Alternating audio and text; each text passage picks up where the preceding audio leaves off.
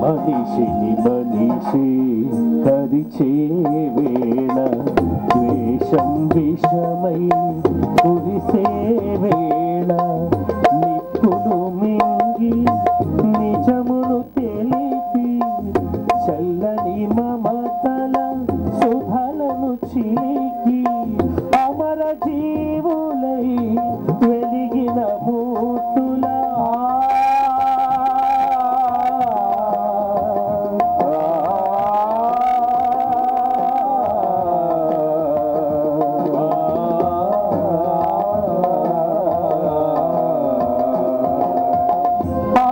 జీవులై వెలిగిన మూర్తుల అమృత గుణం మాకందించరావా అమృత గుణం మాకందించరావా అడుగున వెలసిన దేవా కరువెలుగై మము నడిపించరావా అడుగున వెలసిన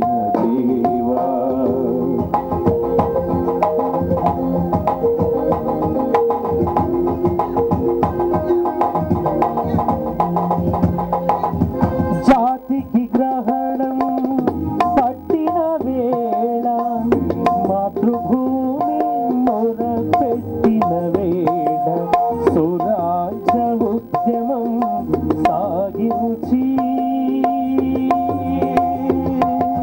స్వాతంత్ర ఫలము సాధించి ఘన చరితులై వెలిగిన మూర్తులా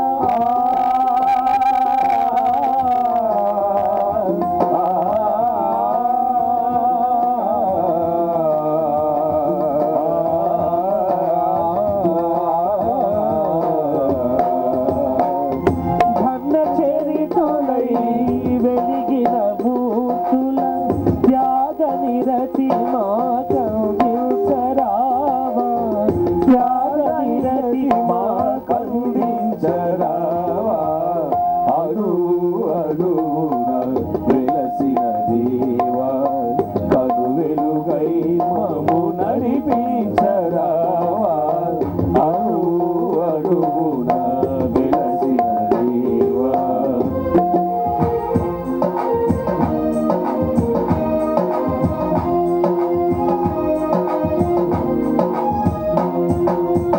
వ్యాధులు బాధలు ముసిరే వేళ మృత్యువు కూరలు సాచే వేళ గుండెకు బదులుగా గుండెను పొదిగి కొన ఊపిరులకు ఊపిరులూది జీవన దాతలై వెలిగిన మూర్తులా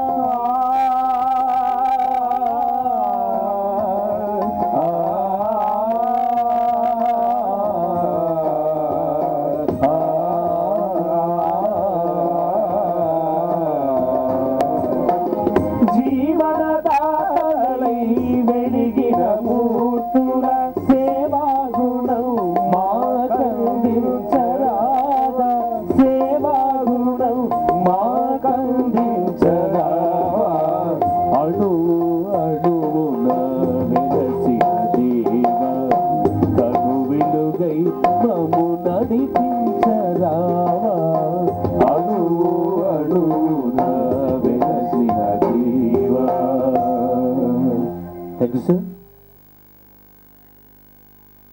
స్వరాజ్య దీక్షలో పాల్గొనడానికి సత్యప్రసాద్ బాబు గారు చెన్నై నుంచి ప్రత్యేకంగా ఈ కార్యక్రమం కోసంగా ఇక్కడికి వచ్చారు. యాక్టివ్ సిటిజన్, వారికి స్వాగతం పలుకుతున్నాం.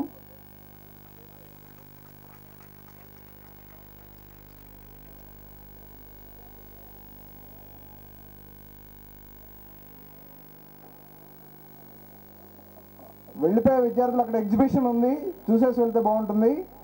చాలా ఇన్ఫర్మేటివ్ ఎగ్జిబిషన్ అక్కడ ఉంది, దయచేసి చూసి వెళ్ళాలి. అక్కడ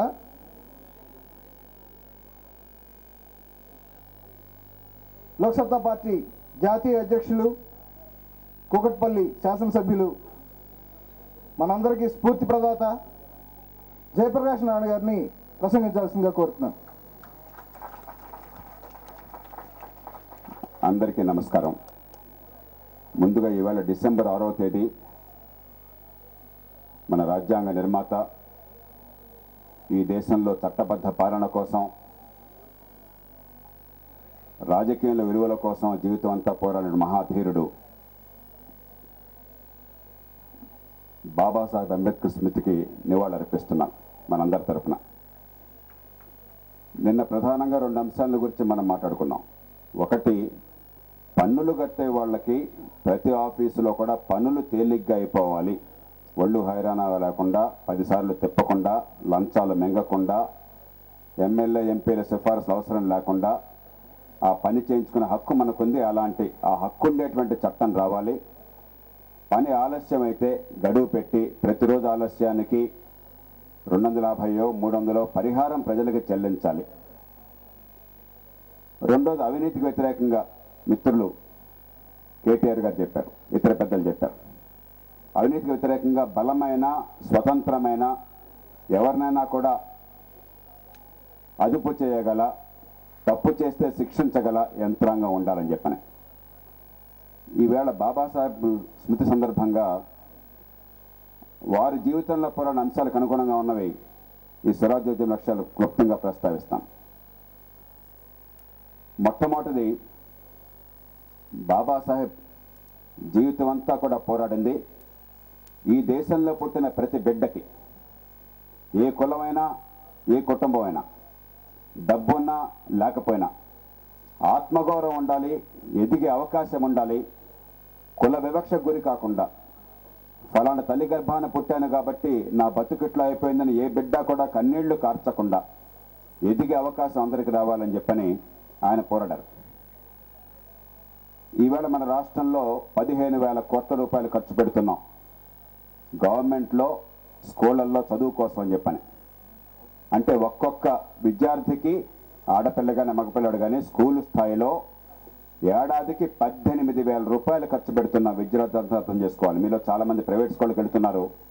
మీరు ఫీ ఎంత కడుతున్నారు అని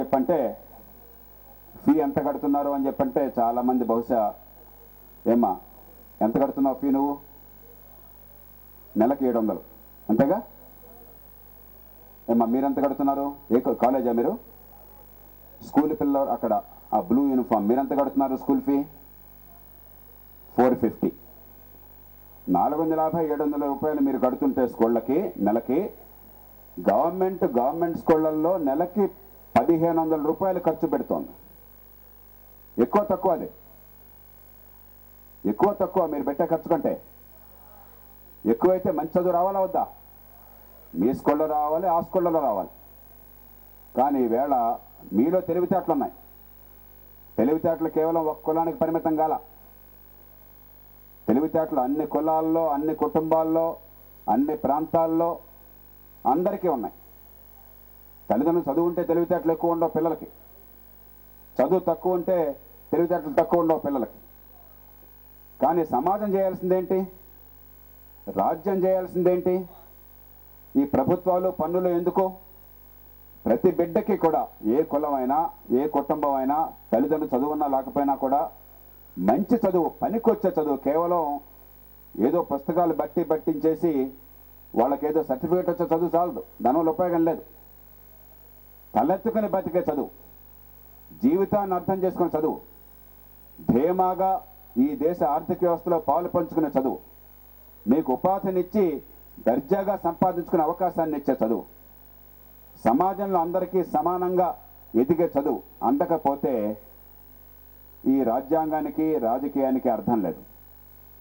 అంబేద్కర్ ప్రధానంగా పోరాడింది ఏమిటంటే, ఈ సమాజం ఈ దేశంలో తరతరాలుగా, 100 సంవత్సరాలుగా కులం పేరుతో వివక్ష పెట్టింది, జనాన్ని మొక్కలు చేసింది, కోట్ల మంది బిడ్డల బతుకుల్ని చిదిపేసింది. దాన్ని ఎదుర్కోవాలని చెప్పంటే ఈ రాజ్యం, రాజకీయం మన పన్నుల డబ్బుతో ఈ పిల్లలకు అవకాశాలను ఇచ్చి ఈ కుల వివక్ష సమాజాన్ని సృష్టించాలి. ప్రభుత్వాలు ఖర్చులు పెడుతున్నాయి. 18,000 ఖర్చు పెడుతున్నా కూడా ఒక్కొక్క బిడ్డకి ఏడాదికి అది చిన్న మొత్తమే కాదు, ఇంకా ఎక్కువ ఖర్చు పెట్టాలి. కానీ ఈ మొత్తం చిన్న మొత్తమే కాదు. కానీ 180 మంది పిల్లలకి ఏమాత్రం పనికి రావట్లా చదువు. ఇందాకే ఇక్కడ 5వ తరగతి పిల్లలు వచ్చారు, ఏదో ప్రైవేట్ స్కూల్కి వెళ్తున్నారు ఈ ప్రాంతం నుంచే. వాళ్ళని అడిగాను నేను, ఆ పుస్తకాలు తీసి 1వ తరగతి పాఠాలు తీసి 5వ తరగతి పిల్లగాడిని, నాన్న ఇదేమిటని చెప్పంటే పాపం తెలియలా. ఆ పిల్లాడి తెలివి లేకపోవటం కాదు, మనం కేవలం స్కూళ్ళల్లో పిల్లల్ని చేరుస్తున్నాం లేదా ఆలోచిస్తున్నాం. తల్లిదండ్రుల శక్తికి మించి రిక్షా కార్మికులు సైతం ఆటో డ్రైవర్ల దగ్గర నుంచి నెలకు 500, 700, 1000, కొంతమంది ఇంకా ఎక్కువ ఖర్చు పెడుతున్నారు పిల్లలు చదువుకుంటారని చెప్పని. పిల్లలు చదువుకోవాలని ఆశపడిన తల్లిదండ్రులు ఏ కులంలో, ఏ మతంలో, ఏ ప్రాంతంలో, ఏ రాష్ట్రంలో ఉండరు. అందరికీ పిల్లలు బాగుపడాలని కోరిక ఉంటుంది. ఇక్కడ మాలో ఎవరు కూడా మా పిల్లలు బాగుపడాలని కోరిక లేని వాళ్ళు ఎవరు లేరు. ఎంత పెద్ద నాయకులైనా సరే పిల్లలుంటే పిల్లలు, మనవాళ్ళైతే మనవాళ్ళు, మునిమనవాళ్ళైతే మునిమనవాళ్ళు, వాళ్ళు పెరగాలని ప్రతి ఒక్కళ్ళు కోరిక ఉంటుంది. కుటుంబాలు కూడా కష్టపడుతున్నాయి, శక్తికి మించి ఖర్చు పెడుతున్నాయి, కానీ చదువు అందట్లా. ఎంతసేపటికి మనం స్కూళ్ళల్లో పిల్లల్ని చేరుస్తున్నాం ఆలోచిస్తున్నాం, అవసరమే స్కూళ్ళల్లో చేర్చడం, చేరిస్తే చాలదు. ఆ పిల్లలకి పనికొచ్చే చదువు వస్తే తప్ప, మంచి విద్య అందితే తప్ప, రేపొద్దున ఒక కలెక్టర్ కొడుకుతో మంత్రి కూతురుతో పోటీ పడే శక్తి ఉంటే తప్ప, తెలివితేటలుంటే మనం ఏ కుటుంబం నుంచి వచ్చినా కూడా రేపు కలెక్టర్ కొడుకుతో పోటీ పడాలా, మంత్రి కూతురుతో పోటీ పడాలా. తెలివి దేవుడు అందరికీ ఇచ్చాడు. అలాంటి చదువు అందేదాకా ఈ రాజ్యాంగం కేవలం చిత్తు కాగితం అవుతుంది. అప్పటిదాకా అంబేద్కర్కి మనం ఇచ్చే నివాళి చిత్తశుద్ధితో ఇచ్చింది కాదు, అది మోసం అవుతుంది, బోటకం అవుతుంది. ఈ స్వరాజ్య ఉద్యమంలో కీలకమైన లక్ష్యంగా మనం పోరాడుతున్నది ప్రతి ఒక్కళ్ళకి మంచి ప్రమాణాల విద్య అందించడం ప్రభుత్వం బాధ్యత కావాలి. అది ప్రైవేట్ అయినా గవర్నమెంట్ అయినా ఏ స్కూల్లో అయినా సరే మంచి చదువు అందకపోతే ఎక్కడో రాజకీయం ప్రభుత్వం తప్పు చేస్తున్నాయి. మీ అందరూ రేపు పొద్దున ఎవరితోన్నా పోటీ పడాలి అని చెప్పంటే ఆ చదువు తప్ప, చదువు వల్ల వచ్చిన విజ్ఞత తప్ప, దానివల్ల వచ్చినటువంటి శక్తి సామర్థ్యాలు తప్ప, దాన్ని ఉపయోగించేటువంటి శక్తి తప్ప మరో మార్గం లేదు. ఇవాళ అందరం ఇక్కడ కూర్చున్నామంటే, పెద్దలంతా కూర్చున్నారంటే అందరూ సంపన్న కుటుంబాల నుంచి, డబ్బున కుటుంబాల నుంచి రాలా, అందరూ కోటీశ్వర్ల కుటుంబాల నుంచి రాలా. చాలా మందికి మాలో తల్లిదండ్రులు పెద్ద గొప్ప చదువుకోలే ఏమని.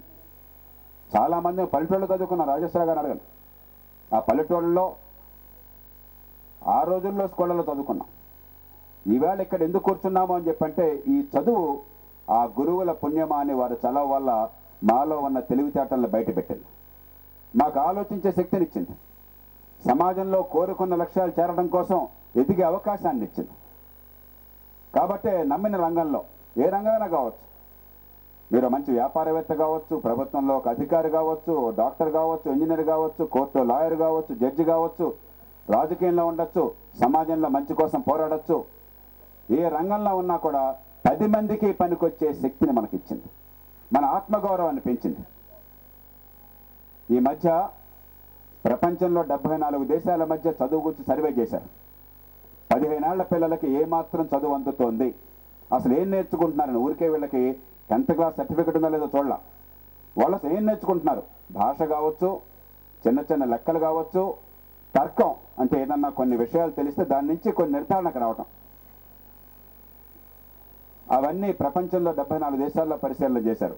బాగా డబ్బున్న దేశాలు బ్రిటన్, అమెరికా లాంటి దేశాలు ఉన్నాయి, మనలాంటి దేశాలు ఉన్నాయి. అన్నీ చేస్తే 74 దేశాల్లో మన దేశంలో పిల్లలు అడుగు నుంచి 2వ స్థానంలో ఉన్నారు.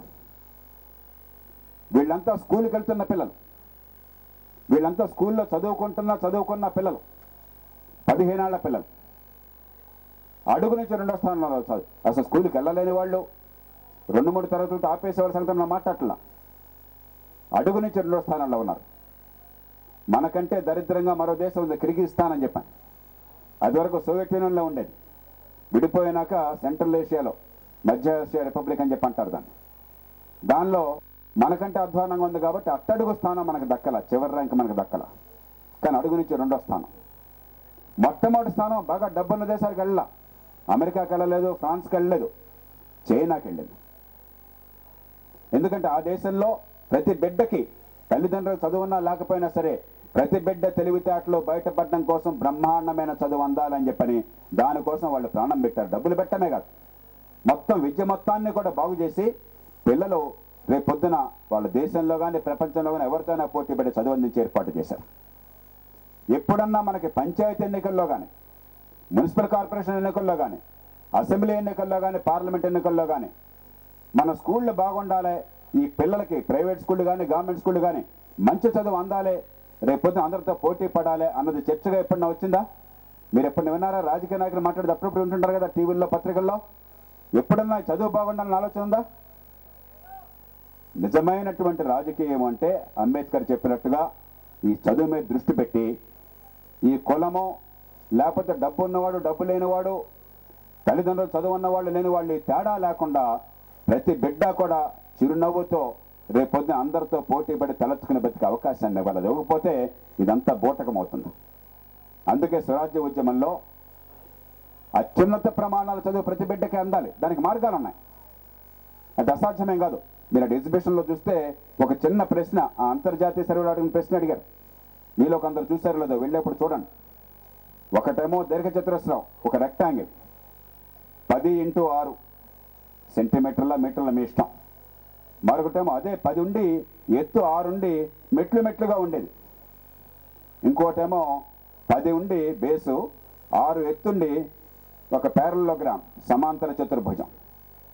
ఈ మూర్తిలో ఒక చేమ దాని చుట్టూ తిరిగితే ఏది ఎక్కువ టైం పడుతుందని అడిగారు. మన దేశంలో ఎవరు చెప్పలేకపోయినారు. కొంచెం లోతుకెళ్తే కొద్దిగా చదువు అర్థమైతే సరిగ్గా పాఠాలు చెప్తే మీరందరూ ఒక్క నిమిషంలో చెప్పగలరు.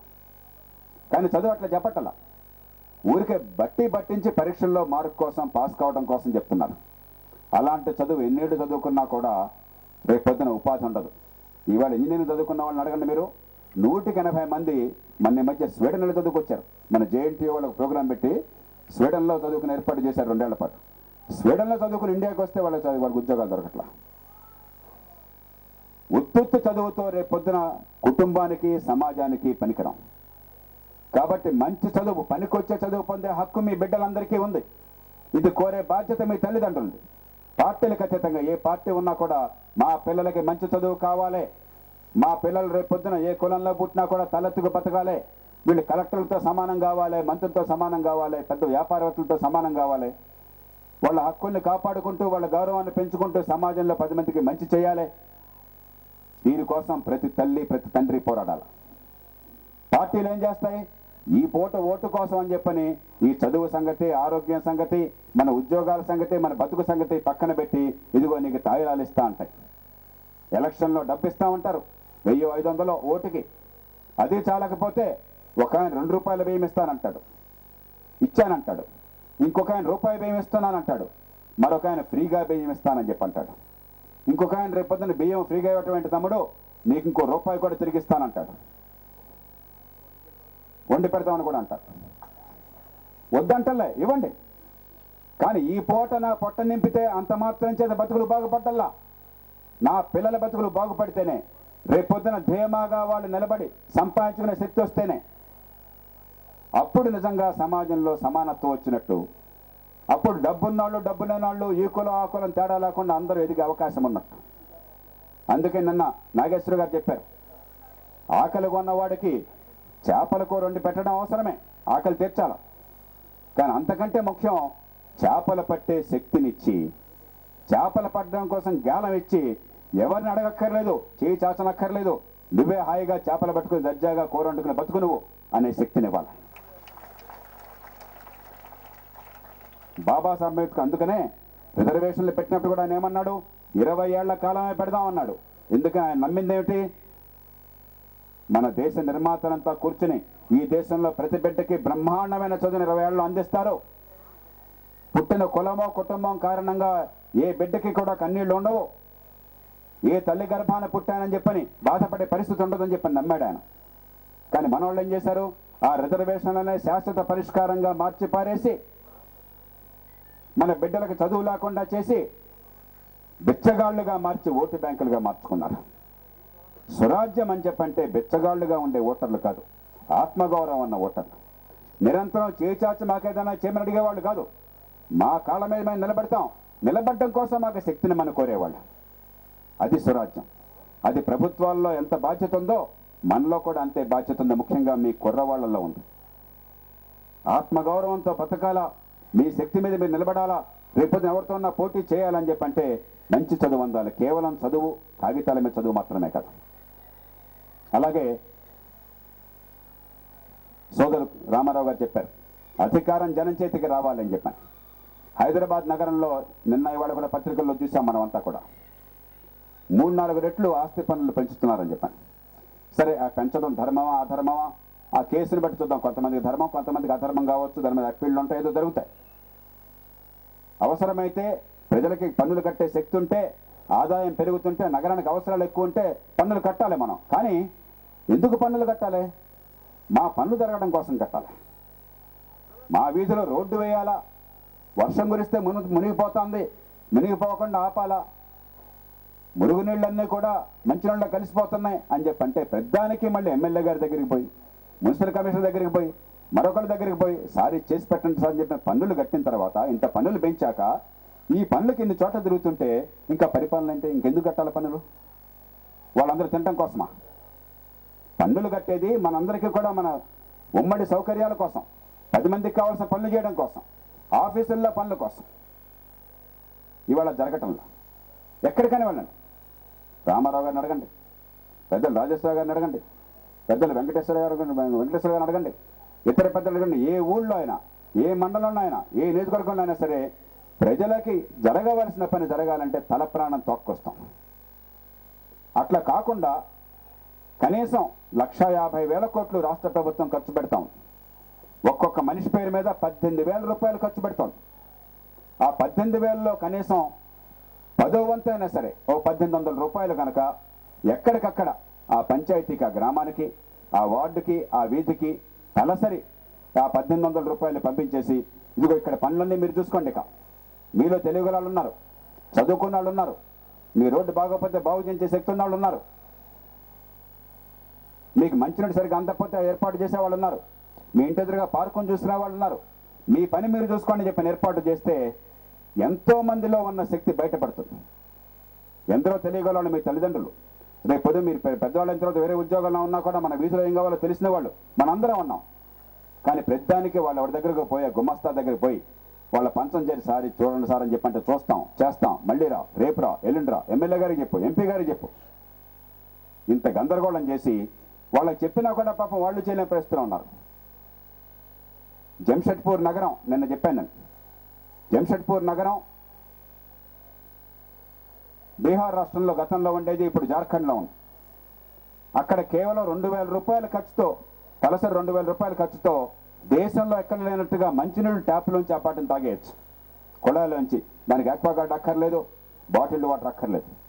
రోడ్లు కానీ, డ్రైన్లు కానీ, మరి మురుగునీరు కానీ, మురుగునీటి పారుదల కానీ, లేకపోతే స్ట్రీట్ లైటింగ్ కానీ, పార్కులు కానీ అన్నీ కూడా మంచి ప్రమాణంతో అక్కడ చేయగలుగుతున్నారు. మనం ఎందుకు చేయలేం? మన దేశంలో ఉన్న నగరమే అది. ఇది సాధ్యం. కానీ జనం చేతికి అధికారం వచ్చినప్పుడు, తప్పో రైటో మన వీధిలో, మన వార్డులో, మన ఊళ్ళో మనం చూసుకుందామని జనం ముందుకు వచ్చినప్పుడు, మన పన్నుల డబ్బులో వాటా జనానికి ఇచ్చి మీరు చేసుకోండి, మమ్మల్ని అడగబోకండి, తప్పు చేస్తే మాత్రం బెత్తం పట్టుకుంటామని వాళ్ళు కూర్చున్నప్పుడు, అందుకోసం అని చెప్పిన స్వరాజ్య ఉద్యమం. అంబేద్కర్ రాజ్యాంగాన్ని రాసింది రాజ్యాంగం లేదు అద్భుతంగా ఒక్కరోజు దేశంతో మారిపోతుందని కాదు, సమాజంలో ఉన్న తప్పులకి రాజకీయం పరిష్కారం కావాలి అని చెప్పాను. ఇందాక అమర్ గారు చెప్పారు, కేవలం అధికారమే లక్ష్యంగా, నాకు పదవి వస్తే చాలని దానికోసమే రాజకీయం ఉన్నంతకాలం పరిష్కారాలు రావు. అధికారం ఒక మార్గం, అధికారం ఒక అవకాశం. కానీ లక్ష్యం ఈ పిల్లల చదువు రావటం, మన వీధుల్లో మన పనులు కావటం, ఆఫీసుకు పోతే మనకి ఇబ్బందులు పెట్టకుండా, లంచాలు తీసుకోకుండా పనులు చేయటం, ఇవన్నీ జరగకపోతే ఎవరు అధికారంలోకి వచ్చినా, ఏ పార్టీ అయినా, ఏ కులమైనా ప్రయోజనం లేదు. అందుకోసమే స్వరాజ్య ఉద్యమంలో ఇంతమంది పెద్దలు, పార్టీలకు అతీతంగా, అక్కడ వెంకటేశ్వర గారు ఉన్నారు, మార్క్సిస్ట్ కమ్యూనిస్ట్ పార్టీ నిబద్ధతతో మారుపేరైనటువంటి పార్టీ, జీవన పర్యంతం పోరాటాలు చేసిన వారు శ్రీనివాసరెడ్డి గారు ఉన్నారు. కమ్యూనిస్ట్ పార్టీలో ఉంటూనే, విశాలాంధ్రకి ఎడిటర్గా ఉంటూనే జర్నలిస్ట్ ఉద్యమంలో కీలక పాత్ర వహించిన వారు, పెద్దలు, మహోన్నతులు, 70 ఏళ్ల పాటు డక్కామక్కీలు తిని అలుపెరగినటువంటి రాజకీయ యోధులు, ఏనాడు కూడా విలువలకి మాత్రమే పెద్దపీట వేసి దానికోసం ఎంత మూల్యాన్ని చెల్లించాల్సినటువంటి పెద్ద మనిషి పెద్దలు రాజేశ్వరరావు గారు 90 ఏళ్ల వయసులో ఇవాళ దీక్షలో కూర్చున్నారు. రాజేశ్వరరావు గారు ఉన్నారు. పెద్దలు మాజీ చీఫ్ సెక్రటరీ, రాష్ట్ర ఎన్నికల సంఘం అధ్యక్షులు, పౌర సమాజంలో కీలక పాత్ర వహిస్తున్న పెద్దలు మాధవరావు గారు ఉన్నారు. హనుమాన్ చౌదరి గారు టెలికాం రంగంలో మన రాష్ట్రంలో ఈ దేశంలో మౌలికమైన మార్పు కోసం ఇవాళ టెలిఫోన్లు మనందరికి అందుబాటులో ఉన్నాయి అంటే 15-16 ఏళ్ల క్రితం ఫోన్ కావాలంటే తలప్రాణం తోక్కొచ్చేది. అలాంటి వారందరూ పోరాడబట్టే ఇవాళ దేశంలో టెలిఫోన్లు ఇబ్బడి ముబ్బడిగా ప్రతి ఒక్కళ్ళకి ఉన్నాయి. మీరు కాలేజీ పిల్లలందరికీ టెలిఫోన్లు ఉన్నాయా? ఉన్నాయా? అందరికీ ఉన్నాయి. అలాంటి వారు చేసిన పోరాటం వల్ల. కేటీ రామారావు గారు ఆయన విదేశాల్లో చదువుకుని ఇక్కడ మన దేశం వచ్చి నా బతుకునే బతికితే సరిపోతుందని చెప్పి అనుకోకుండా సమాజం బాగుపడాలంటే రాజకీయంలో క్రియాశీలకంగా పాలు పంచుకోవాలని చెప్పని మన ముందుకు వచ్చి స్ఫూర్తివంతమైన ప్రసంగం ఇచ్చారు. ఆగస్టు 9వ తేదీన ఈ ఉద్యమం ప్రారంభమైనప్పుడు లాంఛనంగా ఆయన అద్భుతమైన ప్రసంగం, మా అందరికీ కూడా రోమాలు లెక్కబడుతున్న ప్రసంగం ఇచ్చారు. సోమసుందర్ గారు working journalist union, Andhra Pradesh working journalist union అధ్యక్షులు. ఈ జర్నలిస్ట్ ఉద్యమంలో తొలి నుంచి పాలు పంచుకుంటున్నారు. లోక్సత్తా ఉద్యమంలో తొలి నుంచి కీలక పాత్ర వహించిన వారు పెద్దలు శంకర్రెడ్డి గారు. శంకర్రెడ్డి గారు వయసు ఎంత? 74 ఏళ్ల వయసు. జీవితం అంతా కూడా రైతు ఉద్యమాలు, నిఖార్సైన ఉద్యమం. కేవలం ఊరికే రైతుల పట్ల కన్నీళ్లు గార్చడం కాదు, ఎలాంటి విధానాలు చేపడితే రైతుల బతుకు బాగుపడుతుందని చెప్పని అర్థం చేసుకుని దానికోసం పోరాడి అక్కడ మహారాష్ట్రలో శరత్ జోషి గారికి వెన్నుదన్నులు ఇస్తూ మన రాష్ట్రం రైతు ఉద్యమాలకు అండగా ఉంటున్నటువంటి శంకర్రెడ్డి గారు, ఇతర పెద్దలు ధవళ సత్యం గారు అటు వామపక్ష ఉద్యమాల్లో ఉంటూ మరి పాటలు కానీ, పద్యాలు కానీ, లేకపోతే సంగీతం కానీ, సాహిత్యం కానీ అన్ని రంగాల్లో కూడా ప్రజల్లో సాంస్కృతికంగా చైతన్యం తీసుకొచ్చే ప్రయత్నం చేస్తున్నటువంటి పెద్దలు చెలికాని రావు గారు, పౌర సమాజ ఉద్యమంలో కీలక పాత్ర వహిస్తున్న పెద్దలు. ఈ స్థానికంగా మన రెసిడెన్స్ వెల్ఫేర్ అసోసియేషన్ ఇంకా జాతీయ స్థాయిలో అధ్యక్షులుగా మనల్ని ఎన్నికైనారు చెలికాని రావు గారు. అట్లాగే మన రాజు గారు రైట్ ఇన్ఫర్మేషన్ ఉద్యమంలో, పౌర సమాజ ఉద్యమంలో కీలక పాత్ర వహిస్తున్నారు.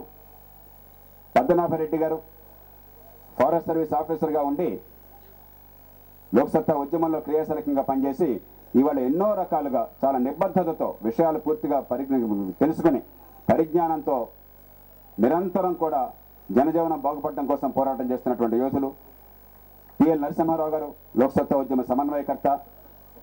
గతంలో అధ్యాపకులకు పనిచేశారు. రిటైర్ అయిన తర్వాత హాయిగా కూర్చోకుండా నిరంతరం దీనికోసం పనిచేస్తూ ఉన్నారు.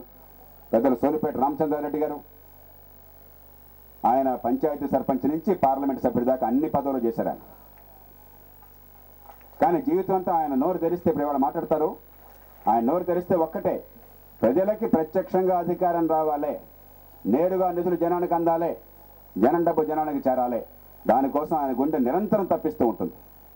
డివివిఎస్ వర్మ గారు లోక్సత్తా ఉద్యమానికి చాలా కాలం రసార్థిగా ఉన్నారు. వామపక్ష ఉద్యమాల్లో దశాబ్దాల పర్యంతం ఉన్నారు. ఇవాళ లోక్సత్తా పార్టీకి వర్కింగ్ ప్రెసిడెంట్గా ఉన్నారు.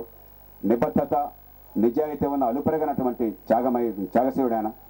ఇలా ఎందరో ఇంకా చాలామంది ఉన్నారు. నేను గుర్తుపట్టలేకపోతున్నాను, లేదా సమయం లేక ఎక్కువ మంది ఇందాక దేవి గారు వెళ్ళిపోయారేమో. దేవి గారు ఉన్నారా?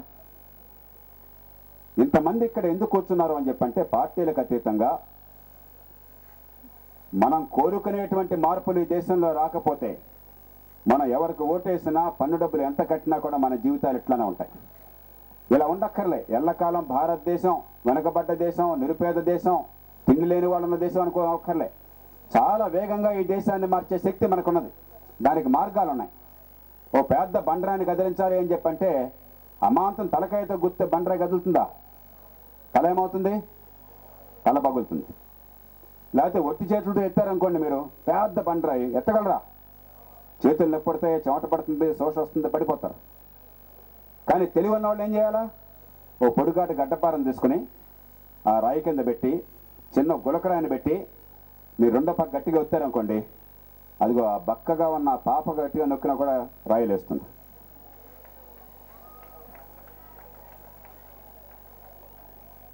చదువు అందుకోసం అని చెప్పని ఉపయోగపడాలి. మీ అందరిలో ఆలోచన రావాలి, ఎట్లా మార్చాలి ఈ పరిస్థితిని, మన బతుకులు ఎట్లా బాగుపడాలి, మనం తలెత్తుకుని ఎట్లా ఉండాలి, చుట్టూ ఉన్న పరిస్థితి ఎట్లా బాగుపడాలి. అది నేర్చేదే చదువు. అందుకు మీరంతా సిద్ధపడతారని ఆశిస్తూ సోదరుడు కార్తీక్ ఎక్కడ 3 రోజుల పాటు దీక్షలో ఉన్నాడు. రాత్రింబవళ్ళు దీనికోసం కృషి చేస్తున్నాడు. ఆ ఎగ్జిబిషన్ తయారు చేసినంత కార్తీక్తో పాటు ఆ యువ బృందం, వాలంటీర్ల బృందం. కార్తీక్ ఐఐటీలో చదువుకోండి. మీరందరూ కూడా ఐఐటీ చదివితే మీ తల్లిదండ్రులు ఏమనుకుంటారంటే, మీకు ఐఐటీ సీట్ వస్తానుకుంటే మీకు 8 ఏళ్ల వయసు నుంచి పొద్దున్నే 4 గంటలే పంపిస్తారు స్కూల్కి. అవునా? అలాంటి ఐఐటీలో చదువుకున్నాడు కార్తీక్. చాలా మేధస్తున్నాడు, ఇతర దేశాలు చదువుకున్నాడు. కానీ ఈ దేశం వచ్చి అవన్నీ పక్కన పెట్టి ఇవాళ రెయిన్బోలో దేశం కోసం పోరాడుతున్నాడు. ఈ ఉద్యమం మీ అందరి భవిష్యత్తు కోసం, మీ అందరి కేక, మీ అందరి ఆలోచన, మీలో ఉన్నటువంటి స్ఫూర్తి పెద్దవాళ్ళకి సిగ్గు తెప్పిస్తుందని ఆశిస్తున్నాను. ముఖ్యంగా రాజకీయంలో ఉన్న వాళ్ళకి, పరిపాలనలో ఉన్న వాళ్ళకి, రాజకీయం మాత్రమే కాదు పరిపాలనలో ఉన్న వాళ్ళకి సిగ్గు తెప్పిస్తుందని, ఈ అధికారం లక్ష్యం ఏంటో వాళ్ళు మర్చిపోకుండా మళ్ళీ గుర్తు తెచ్చుకుంటారని చెప్పని, ఈ ఉద్యమం ఫలితాలు వస్తాయని, మీకు మీ తర్వాత తరాల వాళ్ళకి మంచి విద్య అంది కులంతో కుటుంబంతో నిమిత్తం లేకుండా ఎదిగే అవకాశం వస్తుందని